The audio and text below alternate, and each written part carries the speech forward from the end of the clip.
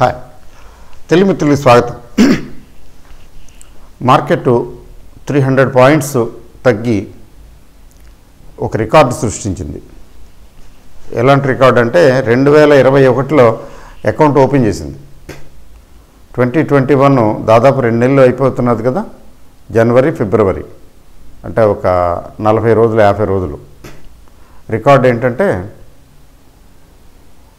300 పైగా 300 పాయింట్లు తగ్గి, అంటే 2%, నిఫ్టీ 2% తగ్గి అదే రికార్డ్ సృష్టించింది. సెన్సెక్స్ తీసుకున్నా కూడా సెన్సెక్స్ మోర్ దాన్ 1000, అసలు మోర్ దాన్ 1000 పాయింట్స్ తగ్గటం అనేది కూడా ఈ సంవత్సరంలో ఇదే బిగినింగ్, ఫస్ట్ టైం. అంటే ప్యానిక్ అయిపోవాల్సిన పరిస్థితి ఏం లేదు, మామూలుగా చెప్తున్నా, ఊరికే రికార్డ్ పర్పస్కి. 2020 record year. It's an year of records. ఎలాంటి రికార్డ్స్ అంటే సెన్సెక్స్ 1000 పాయింట్లు పైగా తగ్గిన సందర్భాలు తక్కువైతే 75%, ఆల్మోస్ట్ 75% 10 టైమ్స్ ఒక్క 2020లో తగ్గింది. 2020లో సెన్సెక్స్ 1000 పాయింట్ల కంటే ఎక్కువ తగ్గింది 10 సార్లు, ఒకసారి కూడా కాదు. అంటే ఎంత దుఃఖపెట్టిందో చూడండి. 10 సార్లు 2020లో సెన్సెక్స్ 1000 కంటే ఎక్కువ పాయింట్లు తగ్గింది. మనకు గుర్తున్నదల్లా 2-3 రోజులే, భయంకరంగా పడిపోయిన 2-3 రోజులే. కానీ 1000 పాయింట్లు తగ్గటం మేలో కూడా తగ్గడం జరిగింది, అక్టోబర్లో కూడా తగ్గడం జరిగింది 1000 పాయింట్లు లాస్ట్ ఇయర్. అంటే ఇయర్ ఆఫ్ రికార్డ్స్ 2020. సరే, నెక్స్ట్ ఇప్పుడేంటి మార్కెట్ అంటే, market breadth as a whole అంత భయానకంగా లేదు. 300 పాయింట్లు పడేయాల్సినంత పడే అంత భయానకంగా లేదు. మరి ఏమిటి జరిగిందంటే, ఈరోజు ఒక 800 కోట్ల దాకా ఎఫ్ఐఎస్ కూడా అమ్మారు. అది ఇప్పుడు డిఐఎస్ వాళ్ళు తప్పేం లేదు, రోజు అమ్ముతున్నారు, ఇవాళ అమ్మారు. మార్కెట్ కొంచెం ఓవర్ బాట్ జోన్లోకి వచ్చిందిరా, కొట్టంటారా అనుకున్నారు, కొట్టారు. అది 2-3 రోజుల నుంచి అమ్ముతూనే ఉన్నారు కదా, రోజు అమ్ముతున్నారు డిఐఎస్, వాళ్ళని అనటానికి లేదు. ఇప్పుడు కాదు, నెలల తరబడి అమ్ముతూనే వస్తూ ఉన్నారు, ఇవాళ అమ్మారు. భయంకరంగా ఏం అమ్మలేదు, 1000 crores కూడా అమ్మలా. రోజు ఎంత అమ్ముతున్నారో దాదాపు అలానే అమ్మారు, కొంచెం తక్కువే. కానీ ఎఫ్ఐఎస్ కూడా అమ్మారు కాబట్టి ఈరోజు కొంచెం తగ్గింది. అయితే 1700 కోట్ల రూపాయలు సేల్ జరిగితే ఈక్విటీస్లో 300 పాయింట్లు తగ్గడానికి అవకాశం లేదు. అంటే అదర్ పార్టిసిపెంట్స్, రిటైల్ ఇన్వెస్టర్స్ కావచ్చు, ఇంకో హెచ్ఎన్ఐస్ కావచ్చు, మొత్తానికి ఇతరుల పాత్ర కూడా ఉంది, లేకపోతే 300 పాయింట్లు తగ్గదు. తర్వాత ఈరోజు లాస్ట్లో ఒక రకమైన ఫ్రెంజీ, మనం ఈ పదం వాడచ్చో వాడకూడదో మరి, చాలా ఫ్రెంజీగా కొట్టుపారేశారు అనిపించింది. ఏమైపోతుందో అని కంగారు పడి అమ్మటం చూసారా, ఫియర్ సైకోసిస్. లాస్ట్లో అంటే లాస్ట్ హాఫ్ అన్ అవర్ అట్లా తీసుకున్నట్లయితే ఫ్రెంజీగా అమ్మారు. లాస్ట్ హాఫ్ అన్ అవర్లో ఫ్రెంజీగా పెద్ద వాళ్ళు అమ్మరు. నేను అనుకోవటం, నా అనుమానం, చిన్న స్మాల్ ఇన్వెస్టర్లు అమ్ముంటారు. అయితే మార్కెట్ యాజ్ ఎ హోల్ ఎలా ఉంది అంటే, market breadth as a whole ఇంటాక్ట్గానే ఉంది, as far as mid caps and small caps are concerned. Panic లేదు. మరి ప్యానిక్ ఎక్కడొచ్చిందంటే నిఫ్టీ 50 స్టాక్స్లో, సెన్సెక్స్లో వచ్చింది కొంచెం ప్యానిక్. అట్లా అమ్మారు. అందువలన ఈరోజు జరిగినటువంటి కరెక్షన్ని ఏదో పెద్దగా భూతార్థంలో చూడవలసిన అవసరం లేదని నా అభిప్రాయం, నాకు అనిపిస్తున్నది. ఎందుకంటే ఓవరాల్గా మార్కెట్ పడేయటానికి సిద్ధపడటం వేరు, సెలెక్టివ్గా నిఫ్టీ లెవెల్లో పడేయటానికి ప్రయత్నించడం వేరు. ఈరోజు సెలెక్టివ్గా ఇప్పుడు రిలయన్స్ ఉంది, ఒక 80 పాయింట్లు. రిలయన్స్ 80 పాయింట్లు తగ్గిందంటే ప్రళయమే కదా, పెద్ద హెవీ వెయిటేజ్ ఉంది. అట్లా కొన్ని స్టాక్స్ ఊచకోతకి గురయ్యాయి. 4%, 5% తగ్గాయి కదా. డాక్టర్ రెడ్డీస్ కూడా 3-4% పడేశారు. అట్లా ఇప్పుడు ఇన్ఫోసిస్ ఇట్లాంటి వాటికి కొద్దిగా తగ్గాయి, పెద్దగా కాకపోయినా కొంచెం తగ్గాయి. నిఫ్టీ 50 స్టాక్స్లో ఓవరాల్గా నో డౌట్ వచ్చింది. అంత స్పీడు మిడ్ క్యాప్ స్మాల్ క్యాప్లో కనిపించటం లేదు. అంటే market breadth as a whole ఇంటాక్ట్గానే ఉందని అనిపిస్తున్నది. అది ఇంకా లాస్ట్ ఫ్రైడే మనం డిస్కస్ చేసాం కదా, అనుకున్నాం కదా 14,500, 15,500 రేంజ్ ఏనండి అని. ఇప్పటికీ కూడా అదే అనిపిస్తున్నది. 14,500 కంటే వెనక్కి రావటం అశుభం అని అనుకోవాలి. శుభం పలకాలన్న కదా, శుభం పలకాలి కదా. 14,500 దగ్గర మంచి స్ట్రాంగ్ సపోర్ట్ ఉంది. అది బ్రేక్ అయితే తప్ప మార్కెట్ మీకు బేరిష్ అంటే బేర్స్ జోన్లోకి వెళ్ళిందని అనటానికి లేదు. ఇది కరెక్షనే కదా, ప్రాఫిట్ బుకింగే కదా. 15,000 పైగా వెళ్ళింది, 15,200. 15,200 నుంచి ఒక 400-500 పాయింట్లు తగ్గటం కరెక్షనే, కానీ దాని గురించి ఎక్కువ ఆందోళన పడవలసిన అవసరం అయితే లేదని నాకు అనిపిస్తున్నది. ఇది నా అభిప్రాయం మాత్రమే. ఎందుకంటే కొన్ని స్టాక్స్ నేను చూస్తున్నాను, మెటల్స్ స్ట్రాంగ్గానే ఉన్నాయి కదా ఈరోజు. అంటే they're not affected, they're in buying. చెప్పాలంటే Hindalco, yes, Hindustan zinc, oils కూడా బాగానే ఉన్నాయి, నాట్ వెరీ బ్యాడ్. ఈ ఉల్టా మన ఓఎన్జీసీ అయితే పెరిగింది కూడా కొద్దిగా, పెద్దగా ఏం పెరగలేదు కానీ కొద్దిగా పెరిగింది. వేదాంత ఈజ్ టుడే ఒక 7% దాకా వెళ్ళి 204 ఆ రేంజ్ వచ్చింది. 200 క్రాస్ అయింది ఫస్ట్ టైం. ఆల్ టైం కాదు, సారీ, 52 వీక్ హైలోకి వచ్చింది. అంటే మెటల్స్ ఇప్పటికీ 52 వీక్స్ హైలోకి వచ్చాయి, హిండాల్కో ఇట్లాంటి కంపెనీస్. తర్వాత చిన్న కంపెనీలు కూడా, ఫర్ ఎగ్జాంపుల్ పెద్ద కంపెనీలు తీసుకున్నట్లయితే అమర్ రాజా బ్యాటరీస్, లిథియం బ్యాటరీస్. ఇప్పుడు ఎలక్ట్రిక్ కార్స్కి లిథియం బ్యాటరీస్ కావాలి కదండి, అది ఉద్ఘాటన చేశారని, అంటే దాన్ని శ్రీ గణేష్ మొదలు పెడుతున్నారని ఒక గుడ్ న్యూస్ రావటం, దానికి 1000 రూపాయల దాకా వెళ్ళి తగ్గింది కదా, కరెక్షన్ వచ్చింది కదా. ఈరోజు ఇట్ ఈజ్ ఇన్ డిమాండ్. ఈరోజు తగ్గలేదు, there is a buying in that.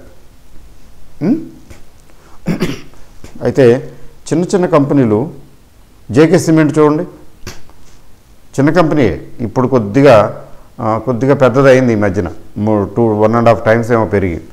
JK cement పెరిగింది. చిన్న కంపెనీలు కూడా కొన్ని ఆశ్చర్యంగా, ఇప్పుడు ఐటీ తీసుకున్నట్లయితే సొనాటా సాఫ్ట్వేర్ అని 16%, 16.5% పెరిగింది. అసలే అది ఓకే, చిన్న కంపెనీ, డివిడెండ్ అది బాగా పే చేస్తుంది. మరి ఒక్కసారే 16% ఒక్క రోజులో పెరిగిపోయింది. మరి ఇంకొకటి ఎఫ్ఎస్ఎల్, గోవిందా తమ్ముడు ఎక్కడున్నాడో పాపం. ఎఫ్ఎస్ఎల్ గురించి చెప్తుంటే మీరు ఎఫ్ఎస్ఎల్ గురించి మాట్లాడుతున్నారా? ఇది కూడా ఎఫ్ఎస్ఎల్ కూడా గోవిందే అంటే మీరు ఏది మాట్లాడితే అది పడిపోతున్నదండి అని చెప్పడం కొంచెం వ్యంగ్యం, అంటే సరదాగా కుర్రాడు కదా, నేను నవ్వుకున్నాను. ఆ కుర్రాడే గుర్తొస్తాడు ఎఫ్ఎస్ఎల్ చూసినప్పుడల్లా. ఎఫ్ఎస్ఎల్ కూడా పెరిగింది ఈరోజు. ఎందుకు పెరిగిందో 3%, 4%, 100 క్రాస్ అయిపోయింది. ఇంతకుముందు కూడా వచ్చినట్టుంది ఎప్పుడో, మరొకసారి ఇట్ కేమ్ అప్ అగైన్ 102 ఏదో వచ్చింది ఎఫ్ఎస్ఎల్ కూడా. ఇంకా సోనాటా, ఎఫ్ఎస్ఎల్ చిన్న కంపెనీలే. జాగరణ్ ప్రకాశన్ అని, అది there is something wrong with that, లేకపోతే జాగరణ్ ప్రకాశన్ చాలా స్టాండర్డ్ కంపెనీయే. అది 10% పెరిగింది ఏదో ఉన్నట్టుంది న్యూస్. చిన్న కంపెనీలు తెలివి, హెచ్పిఎల్ ఎలక్ట్రిక్ అని, అది కూడా ఇట్లాంటప్పుడు 1%, 2% పెరిగింది, కొంచెం ఆశ్చర్యం అనిపిస్తుంది. తర్వాత IDFC first bank, it is still in demand. ఈరోజేం పెరగలేదు కానీ ఇది కొంచెం బయింగ్లోనే ఉన్నట్టుగా కనబడుతున్నది. Vested interest are accumulating this. అట్లా ఏంటంటే ఊరికే ఎట్ ర్యాండము కొన్ని సెలెక్ట్ కొన్ని తీసి చూస్తుంటే అనిపించింది మార్కెట్ పెద్దగా రియాక్ట్ అవ్వాల, ఓవరాల్గా బ్రాడ్ మార్కెట్ పెద్దగా రియాక్ట్ అవ్వాల. మరి నిఫ్టీ 50 స్టాక్స్లో రియాక్షన్ వచ్చింది. ఇప్పుడు ఐటీసీ ఉంది, ఐటీసీ తగ్గింది. ఐటీసీ ఏముంది, చిన్న కరెక్షన్, ప్రాఫిట్ బుకింగ్ ఎక్కడి నుంచి 160 నుంచి 215, 220 దాకా వెళ్ళింది. తర్వాత డివిడెండ్ ఇచ్చారు, మొన్న ₹5 డివిడెండ్ ఇచ్చారు. Now it is X dividend తగ్గింది. కొంచెం బజాజ్ ఫైనాన్స్ ఇట్లా కొన్ని stocks they shed some portion. But అంతే రిలయన్స్ మెయిన్గా 80 పాయింట్లు ఎంతో తగ్గినట్లే అనిపిస్తున్నది. ఇది ప్లీజ్ చెక్ ఇట్. రిలయన్స్ ఒకటి తగ్గితే చాలు కదండి మార్కెట్ నెంబర్ ఆఫ్ పాయింట్స్ ఇదవటానికి. మొత్తానికి అట్లా ఇదేదో టైలర్ మేడ్ లాగా లేకపోతే ఏదో చేసేరా అన్నట్లా అనిపించేది, అట్లా పడింది. కానీ అంత ఇది ఫ్రెంజీగా ఇదవ్వాల్సిన అవసరం లేదని నాకు అనిపిస్తున్నది మార్కెట్. ఏదైనా మార్కెట్ ఈజ్ కింగ్, మీరు కాదు నేను కాదు. పెద్ద రోలర్ లాగా దాన్ని ఇష్టం వచ్చినట్టు తొక్కి పారేస్తుంది, ఎట్లా కావాలంటే అట్లా. దానికి ఎదురెళ్తే కష్టం. అంతే మార్కెట్ ఈరోజు. అయితే టెక్నికల్స్ ఏమిటి చెప్తున్నాయంటే, టెక్నికల్స్ బేరిష్గానే ఉన్నాయి. న్యాచురల్ ఇవాళ తగ్గింది, నిన్న తగ్గింది కాబట్టి బేరిష్ క్యాండిల్స్ వచ్చాయి. రేపు గురించి అది చెప్పడానికి అవకాశం లేదు, ఎందుకంటే అవి as it stands now it is in bearish mode until and unless there is covering. Buying వచ్చేంత వరకు బేరిష్ మోడ్లోనే ఉన్నట్లు లెక్క. అంతే, టెక్నికల్గా బేరిష్గా ఉన్నాయి. అయితే భయపడేంత భయభ్రాంతులు చేసేంత సిచ్యువేషన్ అయితే కనిపించడం లేదని అనిపిస్తున్నది. ఎందుకంటే కొనేవాళ్ళు కొంటూనే ఉన్నారు. కొన్ని ఏరియాస్ బయింగ్లో, కొన్నింటిలో బయింగ్ ఉంది. మీరు నేను కొంటే పెరగవి, ఎవరో పెద్దోళ్ళు కొంటేనే పెరుగుతాయి. కాబట్టి బిగ్ ప్లేయర్స్, హెచ్ఎన్ఐస్, తర్వాత ఈ ఇన్స్టిట్యూషన్స్ వీళ్ళే కొంటేనే అది పెరుగుతాయి. అంటే కొన్ని పెరిగాయి కానీ తగ్గలేదు. అందువల్ల ఏంటంటే నేను ఐఎమ్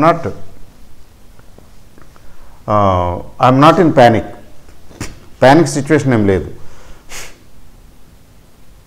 అయితే మార్కెట్ ఇంకా 3 రోజులు ఉంది సెటిల్మెంట్, మంత్లీ సెటిల్మెంట్కి 3 days ఉంది కదా. సోమవారం అయిపోయింది అనుకుందాం, మంగళ, బుధ, గురు, థర్స్డే మనకి సెటిల్మెంట్. మార్కెట్ ఒకవేళ తగ్గిన 15,000 రేంజ్కి దగ్గర 15,000కి మళ్ళీ తిరిగి వస్తుంది ఏమో అని అనిపిస్తున్నది. చూడాలి, let us wait and see. But 15,000 దగ్గర సపోర్ట్ ఉంది. ఆప్షన్ చైన్ దీని ప్రకారం అయితే 15,000 దగ్గర సపోర్ట్ ఉంది. అయితే కాల్ సెల్లర్స్ చాలా అగ్రెసివ్గా స్ట్రాంగ్గా ఉన్నారు. అందువల్ల మార్కెట్ రికవర్ అయినా కూడా 15,000ని దాటి వెళ్ళనివ్వరని అనిపిస్తున్నారు. ఎందుకంటే 15,500 చెప్పినా 15,500 వరకు తీసుకెళ్ళటానికి ఈ బేర్స్ సిద్ధంగా ఎలా చేయరు అని అనిపిస్తున్నది. అందువల్ల ఏంటంటే ఈ అప్వర్డ్ మూవ్ 14,500, 15,000 వరకే రిస్ట్రిక్టెడ్గా అనిపిస్తున్నది. ఏమో చెప్పలేము, బట్ 14,500, 15,000 ఈ రేంజ్లో ఉంది. కాబట్టి 14,500 కంటే ఈరోజు ఏంటంటే సైకలాజికల్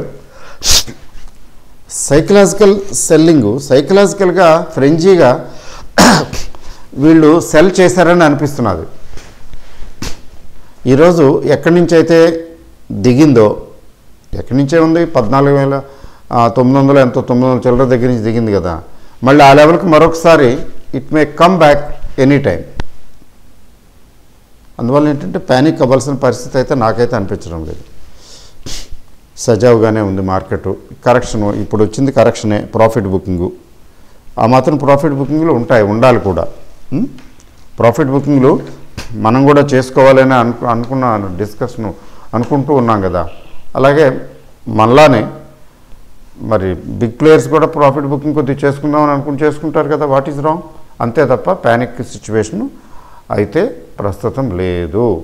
అయితే 14,500కి దిగితే, అంటే దిగటం కాదు, దిగటానికి ఏముంది, ఇంట్రాడే దిగొచ్చు. 14,500కి దిగువగా క్లోజ్ అయితే ఫ్రెష్గా మళ్ళీ సెల్లింగ్ ట్రిగర్ అవుతుంది. బట్ అట్లాంటి సిచ్యువేషను అంటే ఏముంది ఇప్పుడున్న దీని ప్రకారం 150-200 పాయింట్లు పెద్ద కష్టమేం కాదు. బట్ క్లోజింగ్ బేసిస్ మీద 14,500కి దిగువన క్లోజ్ అయితే అక్కడ కొంచెం రిస్క్ కనబడుతుంది. బట్ సింగపూర్ నిఫ్టీ చాలా బాగానే ఉంది. సింగపూర్ నిఫ్టీ బాగానే ఉంది. సింగపూర్ నిఫ్టీ ఏమి అందులో సింగపూర్ నిఫ్టీలో మాత్రం అలజడేం కనిపించడం లేదు. అది అయితే అమెరికన్ మార్కెట్స్ కొంచెం మనం ఫాలో అవటం లేదనుకోండి ప్రస్తుతానికి. అమెరికన్ మార్కెట్స్ కొంచెం రెడ్లోనే నడుస్తున్నట్టుగా కనబడుతున్నది. అంతా మిక్స్డ్ పొజిషను. అయితే కంక్లూషన్ ఏంటంటే మార్కెట్ ఎలా ఉంటుంది అనేది మనం గెస్ చేయటమే తప్ప ప్రెడిక్ట్ చేయడానికి వీల్లేదు. అందుకని ఏంటంటే మనం డిస్కస్ చేసేదాన్ని, ఇప్పుడు నేను డిస్కస్ చేసేదాన్ని బేస్ చేసుకుని మీరు ట్రేడ్లు లేకపోతే ఇంకోటి చేయకూడదు. మీరు చక్కగా ఒక ఒపీనియన్ జాగ్రత్తగా ఫామ్ చేసుకుని అంతా ఎవరు చెప్పినా విని జాగ్రత్తగా ఒపీనియన్ ఫామ్ చేసుకుని దాని ప్రకారం వెళ్ళాల్సిందే. That is the best policy. But అయితే ఐఎమ్ నాట్